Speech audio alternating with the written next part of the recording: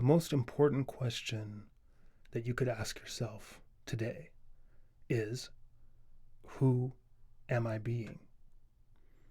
Who am I being? And by that, I mean, what is the energy, the state, and the way that you are showing up and being in the world today in relation to anything that comes across your path, any circumstance, any event that has maybe been existing for quite a long time, or that is just showing up in your reality right now. How am I being?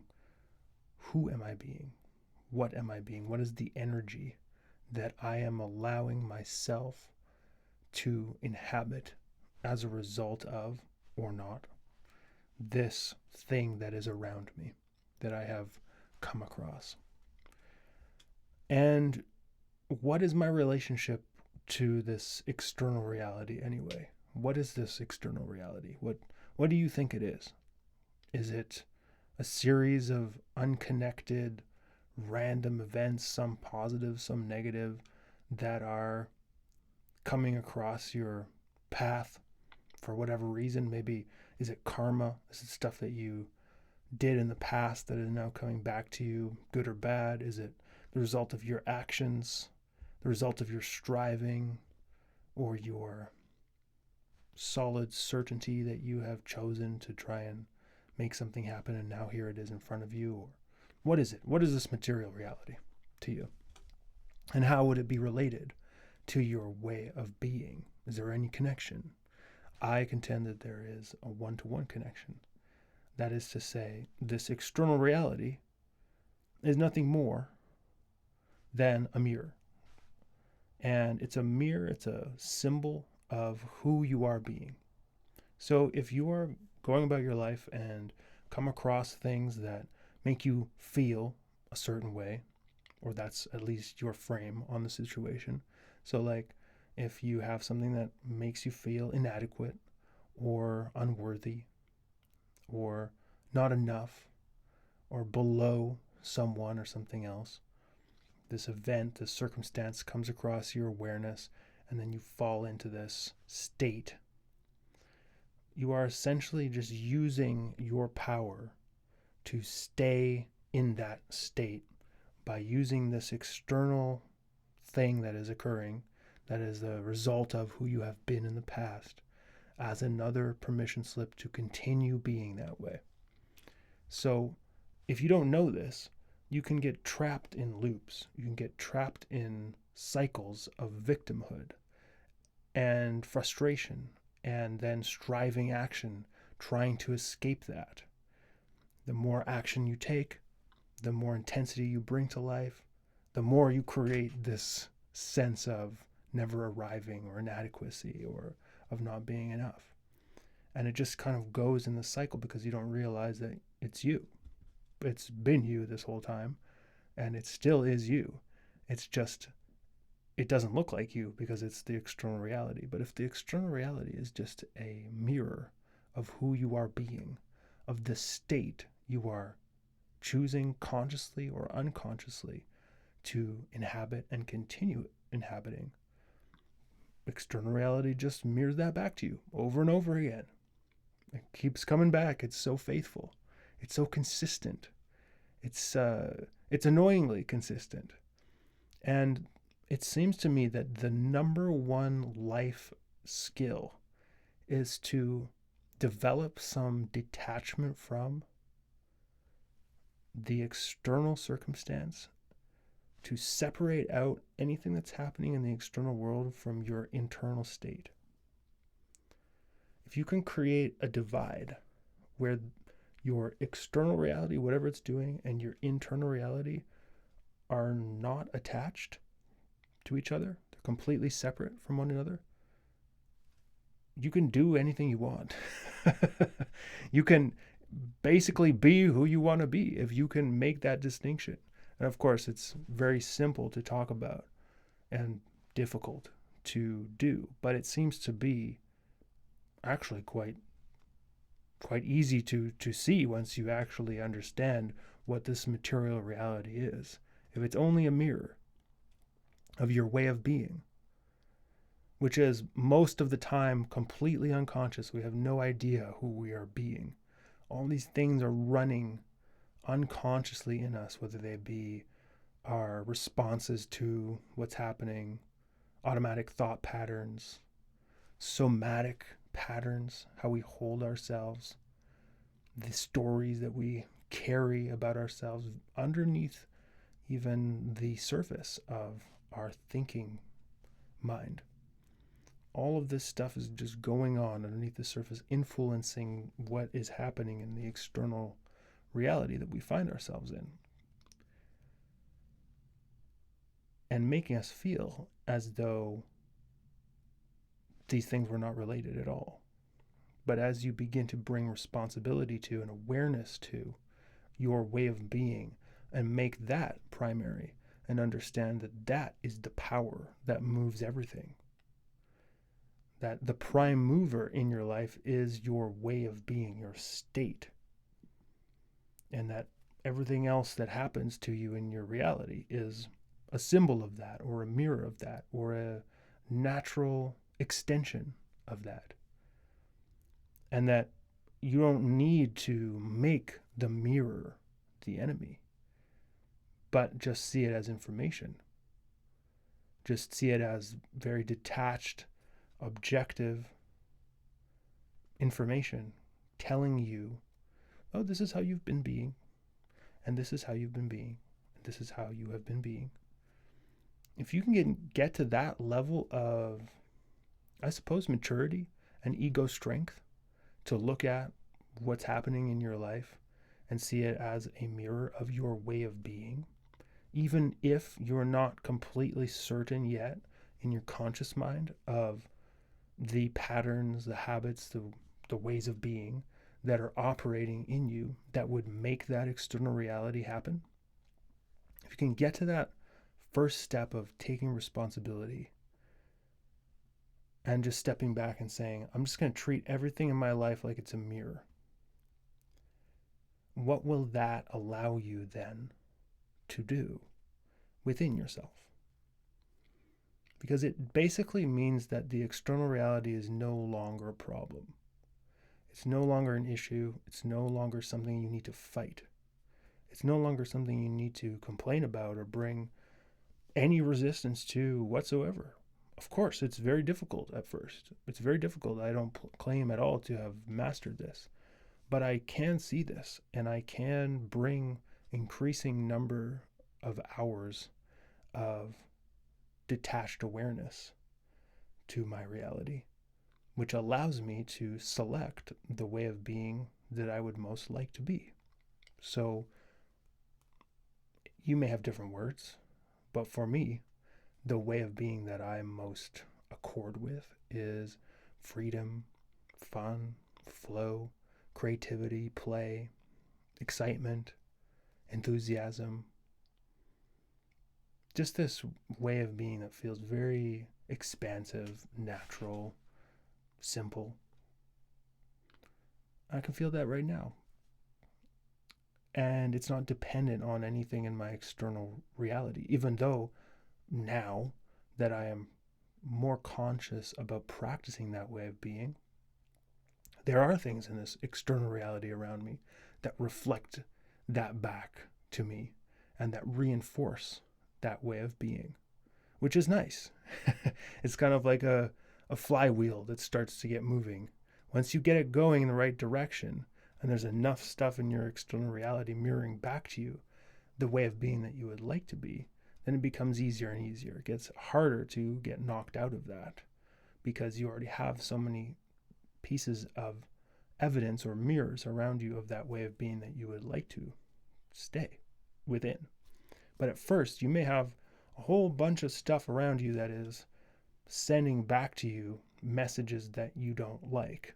And that's really the key moment where this detachment and this awareness and this commitment really to see reality for what it really is and to not let yourself get triggered by what is really just dead stuff from the past. It's just like there's a delay between who you're being and your reality. And so your reality can only ever be this, whoever knows how long the delay is, but a few hours, a few days, a few weeks, months, years, build up of who you have been in the past. If you can just see it as only being that and then detach from it over and over again and come back to this question, which we started the video with, which is, who am I being? Then you can decide, I would like to be free. Well, can I give myself freedom now? If I slow down wherever I am, maybe at first you can't do it in a busy airport, you can't do it in traffic. It's okay. But in meditation, if you meditate, can I find freedom in myself? I can find some just little thread of it maybe. Okay, I'm going to stay with that. I'm going to see if I can just pull on that thread a little bit more. And maybe as you pull, you get that feeling starting to expand within you. It's a somatic feeling. More and more, you expand that feeling until you become really fully inhabiting freedom. And it becomes this collection of other emotions and other feelings, other energy inside of you. You may experience expansion then. You may experience aliveness, happiness, a sense of peace, maybe joy. You may experience some contradictory feelings, things going back and forth, right? How can I have freedom and security at the same time? Well, maybe you can in this interior space, and you become practiced in this way of being, starting with meditation, and then begin bringing that out into the world more and more. And of course, you'll be derailed, and then you'll forget, and the thing right in front of you will be seemingly very intense and convincing that you should lose your way of being to that reality. And then you fall into this victim place where it's the thing outside of you causing you to feel a certain way. But if you just wake up from that dream, you realize it's just a dream. It's just an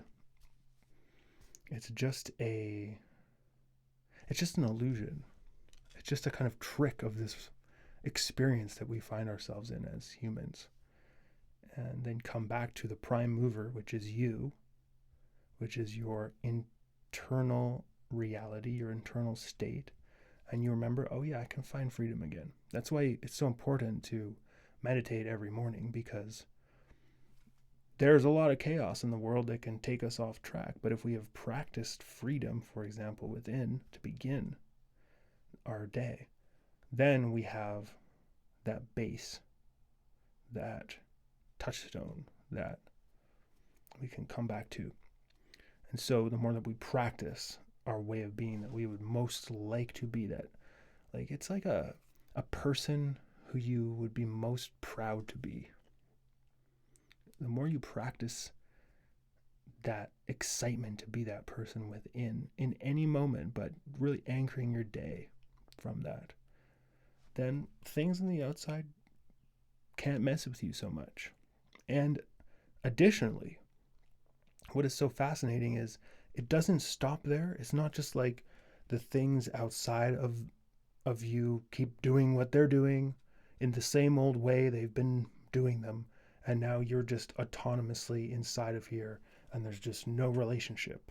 It's actually completely related, because as you start to be who you most would like to be within without first needing some permission slip from without, your actions change, your energy changes, your way of being changes in the material world. And that influences what happens around you. And that influences how your life looks. That influences who comes into your sphere and the information you get and exchange and how you pay attention. And all of a sudden, over time, very naturally, your life starts to have more of these reflections of this way of being that you consciously chose to inhabit. And that's where it gets really exciting, because then the flywheel is spinning in the right direction. Because now you are enjoying being reflected freedom, or being reflected expansion, or being reflected creativity that you had very consciously chosen would be your way of being. So this is how to move out of the victimhood cycle. Because if you have been trapped in a state of being very frustrated with your life as a result of things around you that no matter how hard you try, you can't seem to change, which then puts you back on yourself and makes you feel bad about yourself, which then you have to try and cope with those feelings by distracting yourself from, or self-soothing, or whatever it is that you do, which never really solves the problem. So you always are going to come back to being in an awareness of lacking what you really want, and then more frustration, and just keeps going around and around. If you're caught in that loop, the key is to see that you're doing it to yourself unconsciously. If you can accept that on one level, somewhere in you, you can see that you are using your power against yourself. And you don't have to shame yourself for that, because we have all done this. We have all been using our power against ourselves. In some ways, it seems like we're trained to do that. It's a very strange thing about this reality. We come into this, how reality is currently set up, and we are trained in the exact opposite way from how we really should be trained, which is to embody our power from within. So, once you wake up to this, you have to see that, no, the power is within me, actually, to begin selecting the state that I would most like to have, even if it means just like a tiny little speck of it, a tiny little ray of hope, a tiny little ray of light. And it's within my power to find that feeling within, independent of any external thing happening. And I can live in that. Now all of a sudden you're coming to life from self-love, because you're saying to yourself, faced with the choice of feeling bad about my reality and my life, or choosing to find a feeling as close as I can get, which is to peace or fulfillment or freedom.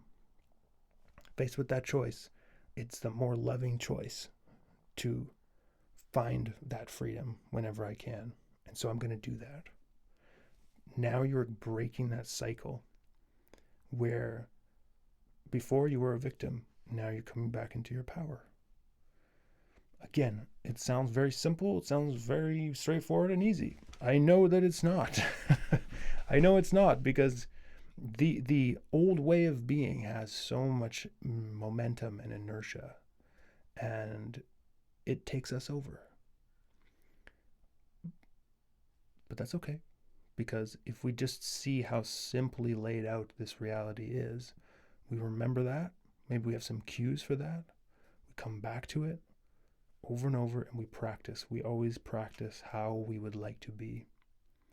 And over time, that shifts this state that we have been inhabiting. Over time, we shift into actually enjoying making number one our way of being. So, who are you being? Are you being who you want to be? Are you waiting for something outside of you to give you permission so that you can be who you want to be?